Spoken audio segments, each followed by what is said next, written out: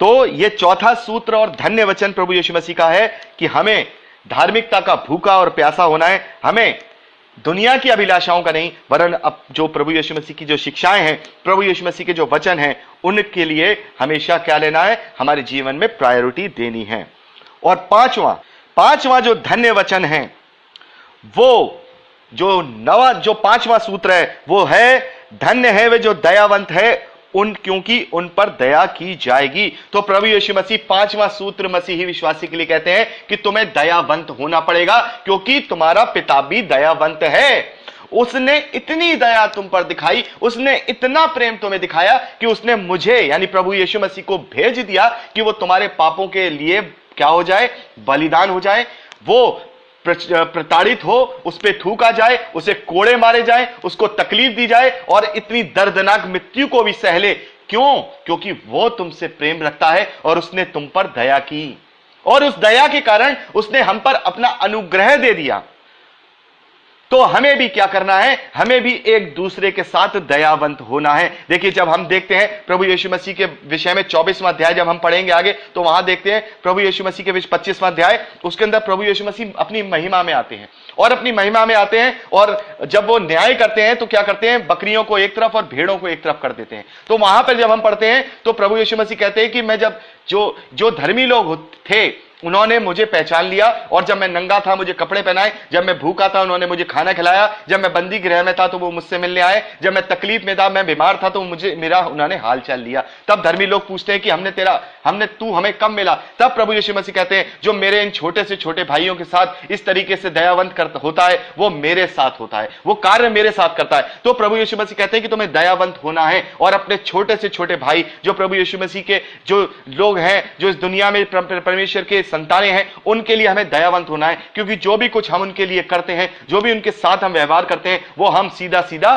प्रभु यीशु मसीह के साथ व्यवहार करते हैं। आज प्रभु यीशु मसीह हमारे साथ नहीं है, तो हम प्रभु यीशु मसीह अगर हमारे पास होते तो हम उनके साथ क्या करते, हम उनकी पहनाई करते, हम उनकी सेवा करते, हम उनकी आओ भगत करते। लेकिन प्रभु यीशु मसीह आज हमारे बीच में यहां पर, पवित्र आत्मा तो हमारे साथ है, पवित्र आत्मा तो हमारे अंदर है, लेकिन स्वयं प्रभु यीशु मसीह यहां नहीं है। तो प्रभु यीशु मसीह के रूप में, जैसा कि 25वां अध्याय मत्ती में बोला कि जो इन मेरे छोटे से छोटे भाइयों के साथ यहां जैसा बर्ताव करता है वो वैसा बर्ताव मेरे साथ करता है। तो हमें दयावंत होना है, और उन लोगों को जो हमारे लिए नीडी हैं, जो हमारी तरफ देखते हैं, हमारी तरफ आंखों को दिखाते हैं कि ये भाई मेरा, या ये मेरी बहन, या मेरा ये व्यक्ति, या मेरा दोस्त, ये मेरे लिए कुछ कर सकता है, लेकिन मुंह से नहीं बोल पाता, लेकिन आप क्या करें, आपके अंदर आप दयावंत हो जाइए, आप दयावंत हो जाइए। क्योंकि अगर हम यहां दयावंत नहीं होंगे तो फिर हमारी गलतियों के लिए परमेश्वर भी हमें वहां दयावंत नहीं करेगा। 7वां वचन कहता है, धन्य है वे जो दयावंत हैं क्योंकि उन पर दया की जाएगी। तो ये बातें अपने एक एक करके लिखते जाइए, ये सूत्र हमारे जीवन में पाए जाने चाहिए।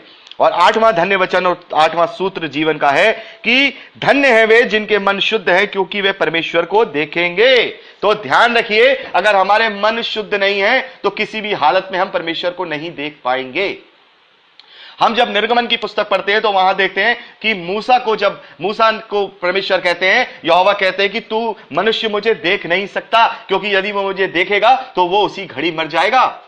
तो हमें उसे देखने के लिए, क्योंकि आदम भी जब वो पाप में नहीं पड़ा था तो परमेश्वर जब उससे मिलने आया करता था तो हो सकता है वो उससे देखता होगा, लेकिन वो परमेश्वर से छुप गया अपने ही पाप के कारण। और आज भी हम अपने ही पापों के कारण परमेश्वर से छुप जाते हैं, और जो गुण हमारा आदम के द्वारा हमें मिला था, जो आदम को भी मिला था कि वो परमेश्वर को देख सकता था, वो गुण हम अपने पापों के कारण खो देते हैं। यदि हम अपने मन को शुद्ध कर लेंगे, अपने मन को बिल्कुल परमेश्वर के प्रति, इस धरती के प्रति, इस धरती के लोगों के प्रति अपने मन को शुद्ध कर लेंगे, तो वो गुण, वो बातें हमारे जीवन में वापस आ जाएंगी कि यहां पर प्रभु यीशु मसीह कहते हैं, तुम परमेश्वर को फिर से देखने पाओगे। जो पाप के कारण तुमने अपने मन को अशुद्ध कर लिया है, तुम अपने शरीर को कितना भी नहा लो, कितना भी धो लो, कितना भी पवित्र हो जाओ, तुम्हारा शरीर मिट्टी का है, मिट्टी में मिल जाएगा। इसीलिए मसीहत के अंदर शरीर की शुद्धता को ऊपर नहीं रखा गया, आत्मा की और मन की शुद्धता को ऊपर रखा गया है। क्योंकि शरीर, अगर कोई नहाने से ही पवित्र हो जाता तो कोई भी मनुष्य पवित्र हो सकता है, लेकिन हम अब नहाने से, धोने से, स्नान करने से, बार बार जो बहुत से लोग हाथ पैर धोते हैं, इन सब चीजों से वो लोग सोचते हैं कि हम पवित्र हो गए, हम पाक हो गए, और उनका यह मानना है कि शरीर साफ हो गया तो हम भी साफ हो गए, लेकिन मसीहत और प्रभु यीशु मसीह कहते हैं जिनके मन शुद्ध होंगे, जिन्होंने अपने मन के मैल को धो लिया, वो ही असली मायने में पवित्र है। क्योंकि ये शारीरिक चीजें तो इस शरीर में के साथ मिट्टी में मिल जाएंगी, लेकिन जो आत्मा है वो अनंत जीवन को जिएगी, अनंत मृत्यु को भी सहेगी। तो अपने मनों को हमें शुद्ध रखना है। ये सूत्र लिख लीजिए कि हमारे मसीही जीवन में ये सूत्र पाया जाना चाहिए। और देखिए सबसे इंपॉर्टेंट नवी बात, धन्य है, और नवी बात कर रहा हूं, नवा वचन, धन्य है वे जो मेल कराने वाले हैं।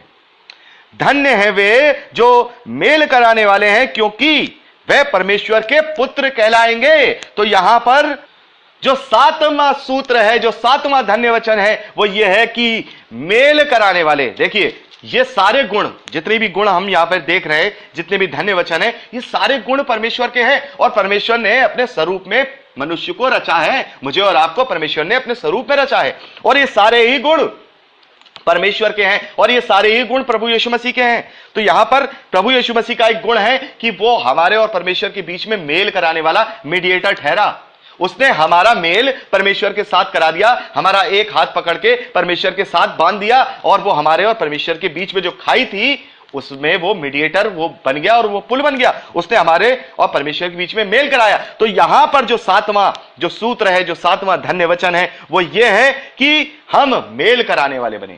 भरसक कोशिश करें जो आपके परिवार के अंदर, रिश्तेदारों में, दोस्तों में, कलीग्स में, क्योंकि लड़ाई कराने वाले बहुत हैं, इसकी बातें उधर, उसकी बातें उधर, और ये करने के बाद वो बड़े खुश भी होते हैं। तो वो शैतान के पुत्र हैं, वो सांप के बच्चे हैं, वो शैतान के फॉलोवर हैं। लेकिन जो मसीह के फॉलोवर हैं, जो मसीह को मानने वाले हैं, वो मेल कराने वाले हैं। दो लोगों के झगड़े को बढ़ाने वाले नहीं, बल्कि दो लोगों के झगड़े को खत्म करा करके उनमें आपस में प्रेम कराने वाले हैं।